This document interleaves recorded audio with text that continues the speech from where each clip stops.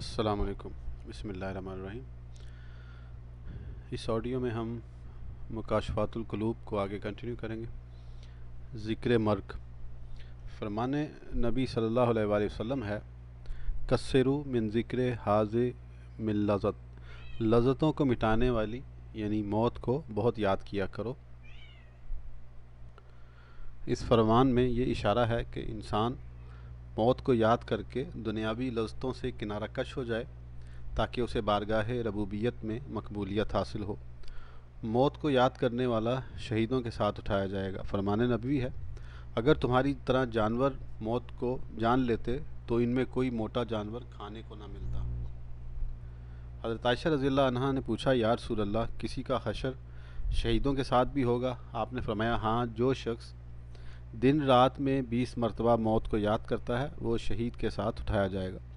اس فضیلت کا سبب یہ ہے کہ موت کی یاد دنیا سے دل اچاٹ کر دیتی ہے اور آخرت کی تیاری پر اکساتی ہے، لیکن موت کو بھول جانا انسان کو دنیاوی خواہشات میں منہمک کر دیتا ہے۔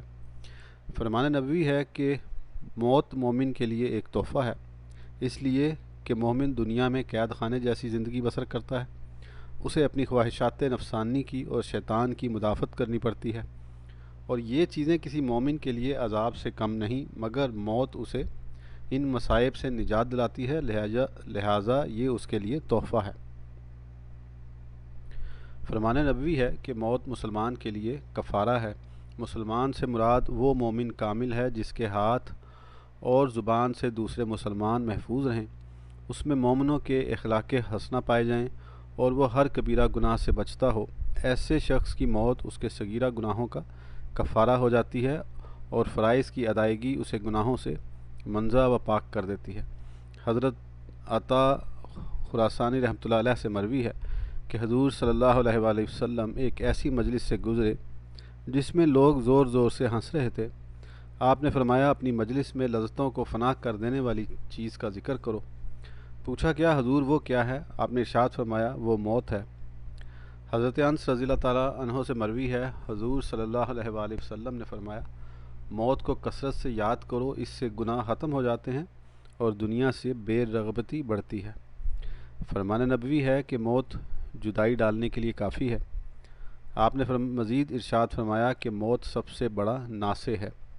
ایک مرتبہ حضور صلی اللہ علیہ وآلہ وسلم مسجد کی طرف تشریف لے جا رہے تھے کہ آپ نے ایسی جماعت کو دیکھا جو ہنس ہنس کر باتیں کر رہے تھے۔ آپ نے فرمایا، موت کو یاد کرو، رب ذوالجلال کی قسم جس کے قبضہ قدرت میں میری جان ہے، جو میں جانتا ہوں اگر وہ تمہیں معلوم ہو جائے تو تم کم ہنسو اور زیادہ رو۔ حضور صلی اللہ علیہ وآلہ وسلم کی محفل میں ایک مرتبہ ایک شخص کی بہت تعریف کی گئی۔ آپ نے فرمایا، کیا وہ موت کو یاد کرتا ہے؟ عرض کیا گیا کہ ہم نے کہیں نہیں سنا۔ تب آپ نے فرمایا، پھر وہ ایسا نہیں ہے جیسا تم خیال کرتے ہو۔ بزرگان دین کے ارشادات۔ حضرت عبداللہ بن عمر رضی اللہ تعالیٰ عنہما سے مروی ہے کہ میں 10واں شخص تھا جو ایک دن حضور صلی اللہ علیہ وآلہ وسلم کی مجلس میں حاضر تھا۔ ایک انصاری جوان نے پوچھا، یا رسول اللہ، سب سے زیادہ باعزت اور ہوشیار کون ہے؟ آپ نے فرمایا، جو موت کو بہت یاد کرتا ہے اور اس کے لیے زبردست تیاری کرتا ہے، وہ ہوشیار ہے، اور ایسے ہی لوگ دنیا اور آخرت میں باعزت ہوتے ہیں۔ حضرت حسن رحمۃ اللہ علیہ کا قول ہے کہ موت نے دنیا کو ذلیل کر دیا ہے، اس میں کسی عقل مند کے لیے مسرت ہی نہیں ہے۔ حضرت ربیع بن خثیم کا قول ہے کہ مومن کے لیے موت کا انتظار سب انتظاروں سے بہتر ہے۔ مزید فرمایا کہ ایک دانا نے اپنے دوست کو لکھا، اے بھائی، اس جگہ جانے سے پہلے جہاں آرزو کے باوجود بھی موت نہیں آئے گی، اس جگہ موت سے ڈر اور نیک عمل کر۔ امام ابن سیرین کی محفل میں جب موت کا تذکرہ کیا جاتا تو ان کا ہر عضو سن ہو جاتا تھا۔ حضرت عمر بن عبدالعزیز رضی اللہ عنہ کا دستور تھا، ہر رات علماء کو جمع کرتے، موت، قیامت اور آخرت کا ذکر کرتے ہوئے اتنا روتے کہ معلوم ہوتا جیسے جنازہ سامنے رکھا ہے۔ حضرت ابراہیم التیمی رحمۃ اللہ علیہ کا قول ہے کہ مجھے موت اور اللہ کے حضور حاضری کی یاد نے دنیا کی لذتوں سے ناآشنا کر دیا ہے۔ حضرت کعب رضی اللہ عنہ کا قول ہے کہ جس نے موت کو پہچان لیا اس سے تمام دنیا کے دکھ درد ختم ہو گئے۔ حضرت مطرف رحمۃ اللہ علیہ کا قول ہے کہ میں نے خواب میں دیکھا کوئی شخص بصرہ کی مسجد کے وسط میں کھڑا کہہ رہا تھا کہ موت کی یاد نے خوف خدا رکھنے والوں کے جگر ٹکڑے ٹکڑے کر دیے، رب کی قسم تم انہیں ہر وقت بے چین پاؤ گے۔ حضرت اشعث رضی اللہ عنہ سے مروی ہے کہ ہم جب بھی حضرت حسن رضی اللہ عنہ کی خدمت میں حاضر ہوتے وہاں جہنم، قیامت اور موت کا ذکر سنتے۔ حضرت ام المومنین صفیہ رضی اللہ عنہ سے مروی ہے کہ ایک عورت نے حضرت عائشہ رضی اللہ عنہ سے اپنی سنگ دلی کی شکایت کی تو انہوں نے کہا موت کو یاد کیا کرو، تمہارا دل نرم ہو جائے گا۔ اس نے ایسا ہی کیا اور اس کا دل نرم ہو گیا۔ وہ حضرت عائشہ رضی اللہ عنہما کی خدمت میں حاضر ہوئی اور آپ کا شکریہ ادا کیا۔ موت کے ذکر پر حضرت عیسیٰ علیہ السلام کی حالت۔ حضرت عیسیٰ علیہ السلام جب موت کا ذکر سنتے تو ان کے جسم سے خون کے قطرے گرنے لگتے۔ حضرت داؤد علیہ السلام جب موت اور قیامت کا ذکر کرتے تو ان کی سانس اکھڑ جاتی اور بدن پر لرزہ طاری ہو جاتا۔ جب رحمت کا ذکر کرتے تو ان کی حالت سنبھل جاتی۔ حضرت حسن رضی اللہ عنہ کا قول ہے کہ میں نے جس عقل مند کو دیکھا اس کو موت سے لرزاں و غمگین پایا۔ حضرت عمر بن عبدالعزیز رضی اللہ عنہ نے ایک عالم سے کہا مجھے نصیحت کرو۔ انہوں نے کہا تم خلیفہ ہونے کے باوجود موت سے نہیں بچ سکتے۔ تمہارے آباء و اجداد میں آدم علیہ السلام سے لے کر آج تک ہر کسی نے موت کا جام پیا ہے، اب تمہاری باری ہے۔ حضرت عمر بن عبدالعزیز رضی اللہ عنہ نے یہ سنا تو بہت دیر تک روتے رہے۔ حضرت ربیع بن خثیم رضی اللہ عنہ نے اپنے گھر کے ایک گوشے میں قبر کھود رکھی تھی اور دن میں کئی مرتبہ اس میں جا کر سوتے اور ہمیشہ موت کا ذکر کرتے ہوئے کہتے اگر میں ایک لمحہ بھی موت کی یاد سے غافل ہو جاؤں تو سارا کام بگڑ جائے۔ حضرت مطرف بن عبداللہ بن الشہیر رحمۃ اللہ علیہ کا قول ہے اس موت نے دنیا داروں سے ان کی دنیا چھین لی ہے، پس اللہ تعالیٰ سے ایسی نعمتوں کا سوال کرو جو دائمی ہیں۔ حضرت عمر بن عبدالعزیز رضی اللہ عنہ نے انبسا سے کہا موت کو اکثر یاد کیا کرو، اگر تم فراخ دست ہو تو یہ تم کو تنگ دست کر دے گی اور اگر تم تنگ دست ہو تو یہ تم کو ہمیشہ کی فراخ دستی عطا کر دے گی۔ حضرت ابو سلیمان الدارانی رحمۃ اللہ علیہ کا قول ہے میں نے ام ہارون سے پوچھا کہ تجھے موت سے محبت ہے؟ وہ بولی نہیں۔ میں نے پوچھا کیوں؟ تو اس نے کہا میں جس شخص کی نافرمانی کرتی ہوں اس سے ملاقات کی تمنا کبھی نہیں کرتی۔ موت کے لیے میں نے کوئی کام نہیں کیا، لہٰذا اسے کیسے محبوب سمجھوں۔ حضرت ابو موسیٰ تمیمی کہتے ہیں کہ مشہور شاعر فرزدق کی بیوی کا انتقال ہو گیا تو اس کے جنازے میں بصرہ کی مقتدر ہستیاں شریک ہوئیں جن میں حضرت حسن رضی اللہ عنہ بھی موجود تھے۔ آپ نے فرمایا اے ابو فراس تو نے اس دن کے لیے کیا تیاری کی ہے؟ اس نے کہا 60 سال سے متواتر اللہ تعالیٰ کی وحدانیت کا اقرار کر رہا ہوں۔ جب اسے دفن کر دیا گیا تو فرزدق نے اس کی قبر پر کھڑے ہو کر کہا اے اللہ اگر تو مجھے معاف کر دے، میں قبر کے فشار اور شعلوں سے خائف ہوں۔ جب قیامت کا دن آئے گا تو ایک سنگ دل ہیبت ناک فرشتہ فرزدق کو ہنکائے گا، بلا شبہ نسل آدم کا وہی شخص رسوا ہوا جسے توق پہنا کر جہنم میں بھیجا گیا۔ قبور کے حسرت آگیں کتبات۔ اہل قبور کے لیے بعض شعراء نے کچھ عبرت آگیں اشعار کہے ہیں۔ ترجمہ قبروں کے صحنوں میں کھڑا ہو کر ان سے پوچھ تم میں سے کون تاریکی میں ڈوبا ہوا ہے اور کون اس کی گہرائی میں باعزت طور پر امن و سکون میں ہے۔ آنکھ والوں کے لیے ایک ہی سکون ہے اور مراتب کا تفاوت دکھائی نہیں دیتا۔ اگر وہ تجھے جواب دیں تو اپنی زبان حال سے حالات کی حقیقت یوں بیان کریں گے جو مطیع اور فرما بردار تھا وہ جنت کے باغوں میں جہاں چاہتا ہے سیر کرتا ہے اور بدبخت مجرم سانپوں کے مسکن والے ایک گڑھے میں تڑپ رہا ہے۔ اس کی طرف بچھو دوڑ دوڑ کر بڑھ رہے ہیں اور اس کی روح ان کی وجہ سے سخت عذاب میں ہے۔ حضرت مالک بن دینار رحمۃ اللہ علیہ فرماتے ہیں کہ میں قبرستان سے یہ شعر پڑھتا ہوا گزرا۔ ترجمہ میں نے قبرستان میں آ کر پکارا کہ عزت دار اور فقیر کہاں ہیں؟ اپنی پاک دامنی پر فخر کرنے والا اور بادشاہ وقت کہاں ہے؟ حضرت مالک بن دینار رحمۃ اللہ علیہ فرماتے ہیں کہ میرے سوالات کا قبروں سے یہ جواب آیا سب فنا ہو گئے، کوئی خبر دینے والا نہیں رہا، سب کے سب مر گئے، ان کے نشاں بھی مٹ گئے۔ صبح ہوتی ہے اور شام ہوتی ہے اور ان کی حسین صورتیں مٹی بگاڑتی چلی جاتی ہیں۔ اے گزرے ہوئوں کے متعلق پوچھنے والے، کیا تو نے ان قبروں سے عبرت حاصل کی ہے؟ ایک اور قبر پر لکھا ہوا تھا، وہ قبریں جن کے رہنے والے منو مٹی کے نیچے خاموش پڑے ہیں، زبان حال سے تجھے یہ کہہ رہے ہیں، اے لوگوں کے لیے دنیا جمع کرنے والے، تجھے تو مر جانا ہے، پھر یہ دنیا تو کس کے لیے جمع کرتا ہے؟ ابن اسماک رحمۃ اللہ علیہ کہتے ہیں کہ میں قبرستان سے گزرا، ایک قبر پر لکھا تھا، میری رشتہ دار میری قبر کے پہلو سے انجان بن کر گزر جاتے ہیں، انہوں نے میرا مال تو تقسیم کر لیا مگر میرا قرض نہ اتارا، اپنے اپنے حصے لے کر وہ خوش ہیں، ہائے افسوس وہ مجھے کتنی جلدی بھول گئے ہیں۔ ایک اور قبر پر یہ لکھا تھا، موت نے دوست کو دوستوں کی محفل سے اچک لیا اور کوئی دربان چوکیدار اسے نہ بچا سکا، وہ دنیاوی آسائشوں سے کیسے خوش ہو سکتا ہے جس کی ہر بات اور ہر سانس کو گنا جائے؟ اے غافل، تو نقصان میں سرگرم ہے اور تیری زندگی خواہشات میں ڈوبی ہوئی ہے۔ موت کسی جاہل پر جہالت کے باعث اور کسی عالم پر علم کے باعث سبب رحم نہیں کرتی۔ موت نے کتنے بولنے والوں کو قبروں میں گونگا بنا دیا، وہ جواب ہی نہیں دے سکتے۔ کل تیرا محل عزت سے معمور تھا اور آج تیری قبر کا نشان بھی مٹ گیا ہے۔ ایک اور قبر پر لکھا تھا، جب میرے دوستوں کی قبریں اونٹ کی کوہانوں کی طرح بلند اور برابر ہو گئیں تو مجھے معلوم ہوا، اگرچہ میں رویا اور میرے آنسو بہنے لگے مگر ان کی آنکھیں اسی طرح ٹھہری رہیں، انہوں نے آنسو نہیں بہائے۔ ایک طبیب کی قبر پر لکھا ہوا تھا، جب کسی نے مجھ سے پوچھا تو میں نے کہا کہ لقمان جیسا طبیب و دانش مند بھی اپنی قبر میں جا سویا۔ کہاں ہے وہ جس کی طب میں شخصیت مسلم تھی اور اس جیسا کوئی ماہر نہ تھا؟ جو اپنے آپ سے موت کو نہ ٹال سکا وہ دوسروں سے موت کو کیسے ٹالتا؟ ایک اور قبر پر لکھا ہوا تھا، اے لوگو، میری بہت سی تمنائیں تھیں مگر موت نے انہیں پورا کرنے کی مہلت نہ دی۔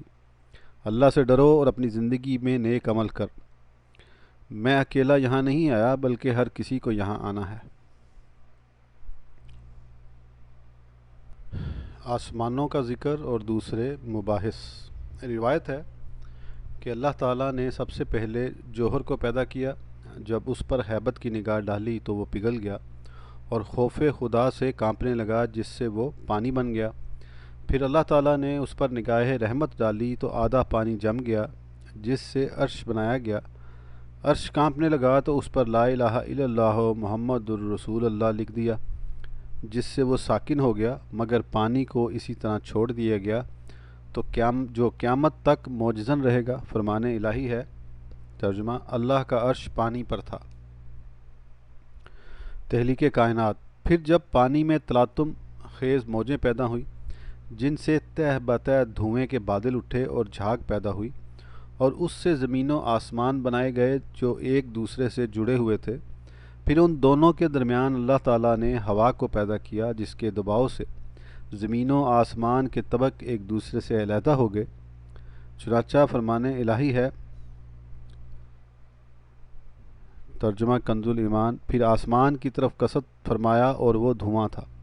اہل حکمت کہتے ہیں اللہ تعالیٰ نے آسمانوں کو دھوئیں سے اس لیے پیدا فرمایا کہ دھواں باہم پیوست ہوتا ہے اور بلندیوں پر جا کر ٹھہرتا ہے۔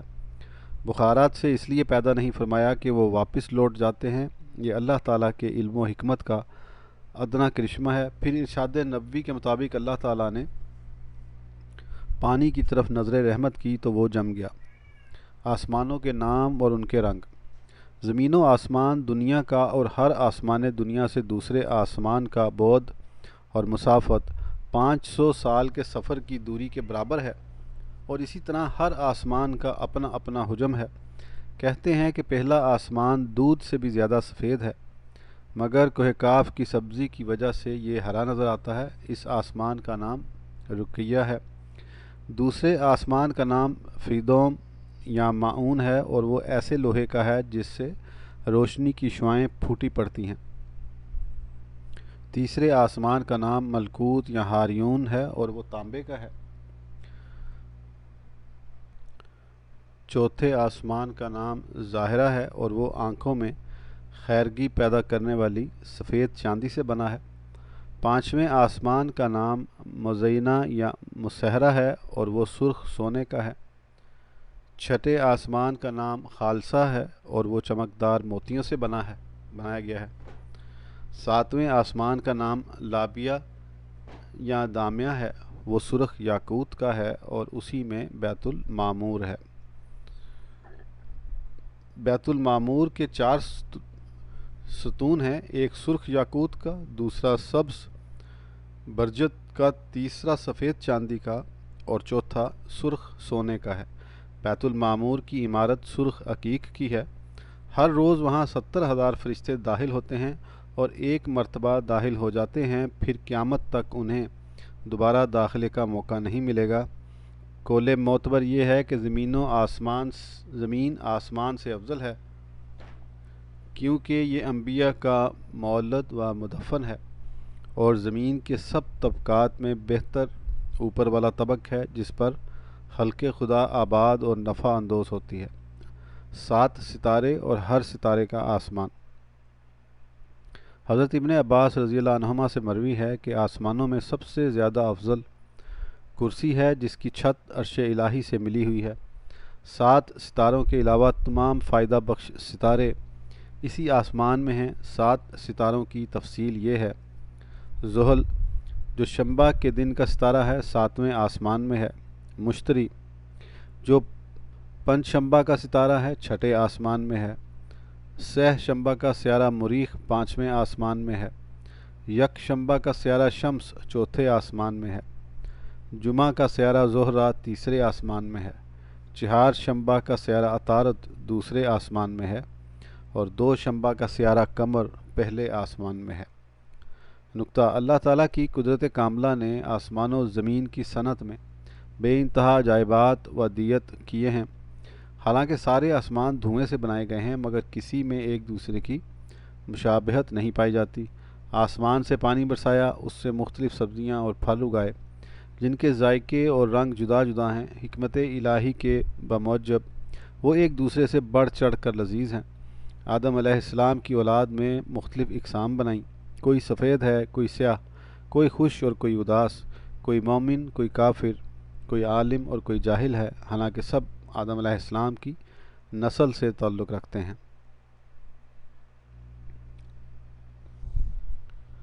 عرش، کرسی، فرشتگان مقرب، رزق و توکل۔ اللہ تعالیٰ ارشاد فرماتا ہے: اس کی کرسی آسمانوں اور زمین کو احاطہ کیے ہوئے ہے۔ کرسی سے مراد علم الہی ہے یا ملک خداوندی یا پھر مشہور آسمان کا نام ہے۔ حضرت علی رضی اللہ عنہ سے مروی ہے کہ کرسی ایک موتی ہے جس کی لمبائی اللہ تعالیٰ کے سوا کوئی نہیں جانتا۔ حدیث میں ہے کہ 7 آسمان اور زمین کرسی کے سامنے ایسے ہیں جیسے وسیع صحرا میں ایک حلقہ پڑا ہوا۔ مزید فرمایا کہ آسمان کرسی میں ہیں اور کرسی عرش الہی کے سامنے ہے۔ حضرت اکرمہ رضی اللہ عنہ سے مروی ہے: سورج کرسی کے نور کا 70واں حصہ ہے اور عرش الہی حجابات الہی کے نور کا 70واں حصہ ہے۔ مروی ہے کہ عرش اور کرسی کے اٹھانے والے فرشتوں کے مابین 70,000 نور کے اور 70,000 ظلمت کے پردے حائل ہیں۔ ہر پردہ 500 سال کا سفر ہے۔ اگر یہ پردے نہ ہوتے تو حاملین کرسی حاملین عرش کے نور سے جل جاتے۔ عرش ایک نورانی شے ہے جو کرسی سے اوپر ہے اور ایک علیحدہ وجود رکھتا ہے، مگر اس قول سے حضرت حسن بصری رضی اللہ عنہ کو اختلاف ہے۔ عرش الہی کی ساخت۔ عرش الہی کی بناوٹ کے متعلق مختلف روایتیں ہیں۔ بعض کہتے ہیں سرخ یاقوت کا ہے یا سبز موتی کا ہے۔ بعض کی رائے ہے کہ سفید موتی سے بنایا گیا ہے۔ اللہ تعالیٰ ہی اس کی حقیقت کو بہتر جانتا ہے۔ فلکیات کے ماہرین اسے نما آسمان، فلک اعلیٰ، فلک الافلاک اور فلک اطلس کہتے ہیں۔ اس میں کوئی ستارہ وغیرہ نہیں ہے۔ قدیم حیت دانوں کے بقول تمام ستارے 8ویں آسمان میں ہیں، جس کو فلک البروج اور اہل شرع کرسی کہتے ہیں۔ عرش الہی مخلوقات کی چھت ہے، کوئی چیز اس کے دائرے سے باہر نہیں نکل سکتی۔ وہ بندوں کے علم و ادراک اور مطلوب کی انتہا ہے۔ اللہ تعالیٰ نے اسے عظیم قرار دیا ہے، چنانچہ فرمان الہی ہے: پس اگر وہ پھر جائیں تو کہیے کہ مجھے اللہ کافی ہے، اس کے سوا کوئی معبود نہیں، اسی پر میرا بھروسہ ہے اور وہ عرش عظیم کا مالک ہے۔ حضور صلی اللہ علیہ وآلہ وسلم کا نام نامی توریت میں متوکل تھا اور کیوں نہ ہوتا، آپ سے بڑھ کر معرفت خداوندی کا شناسہ اور کون ہے؟ آپ موحدین کے سردار اور عارفین کاملین کے رہنما ہیں۔ توکل کی حقیقت آپ پر روز روشن کی طرح عیاں تھی۔ توکل کی حقیقت، توکل کا مطلب یہ نہیں ہے کہ اسباب سے قطع نظر کر لیا جائے جیسا کہ کچھ لوگوں کا خیال ہے، بلکہ توکل اسباب کے ساتھ ساتھ ہوتا ہے۔ حضور صلی اللہ علیہ وآلہ وسلم سے ایک بدوی نے پوچھا، میں اونٹ کا پیر باندھ کر یا کھلا چھوڑ کر توکل کروں؟ آپ نے فرمایا، اونٹ کا پاؤں باندھ دے اور توکل کر اللہ پر۔ فرمان نبوی ہے، اگر تم اللہ پر توکل کرنے کی حقیقت کو پا لیتے تو اللہ تعالیٰ تمہیں پرندوں کی طرح رزق دیتا جو صبح بھوکے اٹھتے ہیں اور شام کو پیٹ بھرے ہوتے ہیں۔ حضرت ابراہیم بن ادھم اور حضرت شقیق بلخی کے درمیان سوال و جواب۔ حضرت ابراہیم بن ادھم اور حضرت شقیق بلخی رحمہم اللہ تعالیٰ کی مکہ معظمہ میں ملاقات ہوئی۔ ابراہیم نے پوچھا، اے شقیق بلخی، تم نے یہ بلند مرتبہ کیسے پایا؟ حضرت شقیق نے جواب دیا کہ ایک مرتبہ میرا ایک بیاباں سے گزر ہوا، وہاں میں نے ایک ایسا پرندہ پڑا دیکھا جس کے دونوں بازو ٹوٹ گئے تھے۔ میرے دل میں یہ وسوسہ پیدا ہوا کہ دیکھوں تو صحیح اسے کیسے رزق ملتا ہے۔ میں وہاں بیٹھ گیا۔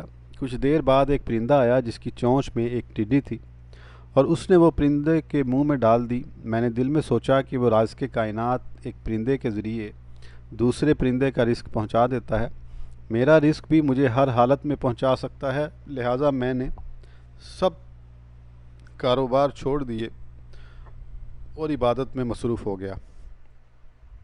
حضرت ابراہیم بن ادھم رحمۃ اللہ علیہ نے کہا، اے شقیق، تم نے مجبور و معذور پرندہ بننا پسند کیا اور تندرست پرندہ بننا پسند نہ کیا کہ تم کو مقام بلند نصیب ہوتا۔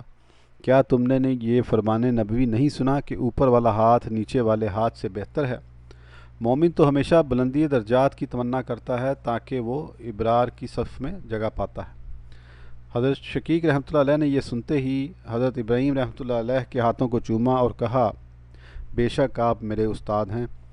توکل حقیقی کیا ہے؟ جب انسان رزق کے حصول کے اسباب مہیا کر لے تو اسباب کی بجائے اپنا نصب العین اس خالق کائنات کو بنائے جو حقیقت میں روزی رساں ہے۔ سائل جو کشکول لے کر گداگری کرتا رہتا ہے وہ کشکول کو نہیں بلکہ ہمیشہ دینے والے سخی کی طرف متوجہ رہتا ہے۔ فرمان نبوی ہے، جو شخص اپنے آپ کو سب سے زیادہ غنی بنانا چاہتا ہے وہ اپنے مال سے زیادہ انعام خداوندی پر نظر رکھے۔ توکل حقیقی کی ایک مثال، حضرت حذیفہ مرشی رحمۃ اللہ علیہ نے کئی سال تک حضرت ابراہیم بن ادھم رحمۃ اللہ علیہ کی خدمت کی تھی۔ ایک مرتبہ لوگوں نے ان سے پوچھا کہ تم حضرت ابراہیم رحمۃ اللہ علیہ کی صحبت کا کوئی عجیب واقعہ سناؤ۔ انہوں نے کہا کہ ایک بار ہم مکہ معظمہ کی طرف جا رہے تھے، راستے میں ہمارا زاد راہ ختم ہو گیا، ہم کوفہ کی ایک ویران مسجد میں اقامت گزی ہوئے۔ حضرت ابراہیم نے مجھے دیکھ کر فرمایا، تم بھوک سے نڈھال نظر آتے ہو۔ میں نے کہا، ہاں مجھے شدت کی بھوک لگ رہی ہے۔ آپ نے مجھ سے قلم دعات منگوائی اور کاغذ پر بسم اللہ کے بعد لکھا، ہر حالت میں اے رب ذوالجلال تو ہی ہمارا مقصود اور ہر کام میں تو ہی ملجا ہے۔ پھر یہ اشعار لکھے، میں تیری حمد کرنے والا، شکر کرنے والا اور ذکر کرنے والا ہوں، میں بھوکا، خستہ حال اور برہنہ ہوں۔ اے اللہ، 3 باتوں کا میں ضامن ہوں اور بقیہ 3 کی ضمانت تو قبول فرما لے۔ تیرے سوا کسی اور کی ثنا میرے لیے آگ سے کم نہیں ہے، اپنے بندے کو اس آگ سے بچا لے۔ اور مجھ سے فرمایا، دل میں کسی غیر کا خیال نہ لانا، جو آدمی تمہیں سب سے پہلے نظر آئے یہ رکا دے دینا۔ سب سے پہلا شخص جو مجھے ملا وہ ایک خچر سوار تھا، میں نے وہ رکا اس کو دے دیا۔ اس نے پڑھا اور رونے لگا، پھر پوچھا، اس رکے کا کاتب کہاں ہے؟ میں نے کہا، فلاں ویران مسجد میں بیٹھا ہے۔ یہ سنتے ہی اس نے مجھے ایک تھیلی دی جس میں 600 دینار تھے۔ بعد میں مجھے ایک اور شخص ملا، میں نے اس سے خچر سوار کے بارے میں پوچھا تو اس نے کہا وہ نصرانی تھا۔ میں نے واپس آ کر حضرت ابراہیم بن ادھم رحمۃ اللہ علیہ کو سارا واقعہ سنایا۔ آپ نے فرمایا، ذرا ٹھہرو، وہ ابھی آ جائے گا۔ کچھ دیر کے بعد وہ نصرانی آ گیا اور حضرت ابراہیم کے سر کو چومنے لگا اور مسلمان ہو گیا۔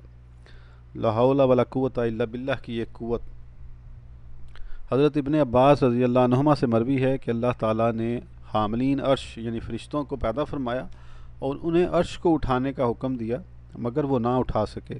اللہ تعالیٰ نے ہر فرشتے کے ساتھ 7 آسمانوں کے فرشتوں کے برابر فرشتے پیدا کیے، پھر انہیں عرش کو اٹھانے کا حکم دیا مگر وہ نہ اٹھا سکے۔ پھر اللہ تعالیٰ نے ہر فرشتے کے ساتھ 7 آسمانوں اور زمینوں کے فرشتوں کے برابر فرشتے پیدا فرمائے اور انہیں عرش اٹھانے کا حکم دیا مگر وہ پھر بھی نہ اٹھا سکے۔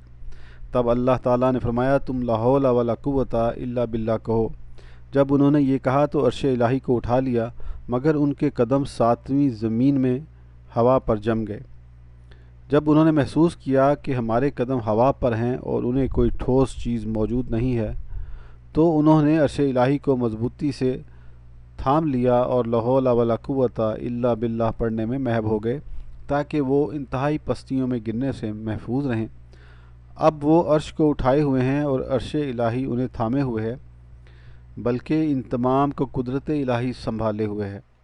روایت ہے کہ جو شخص صبح و شام 7 مرتبہ حسبی اللہ لا الہ الا ہو علیہ توکلت وہو رب العرش العظیم پڑھتا ہے، اللہ تعالیٰ اس کے تمام عزائم کو پورا کر دیتا ہے۔ ایک روایت میں ہے کہ اس کے دنیا اور آخرت کے تمام کام پورے ہو جاتے ہیں۔ اس آڈیو کے لیے اتنا ہی، پھر انشاءاللہ اگلی آڈیو میں آگے کنٹینیو کریں گے۔ اس وقت تک کے لیے اجازت دیجیے، اللہ حافظ۔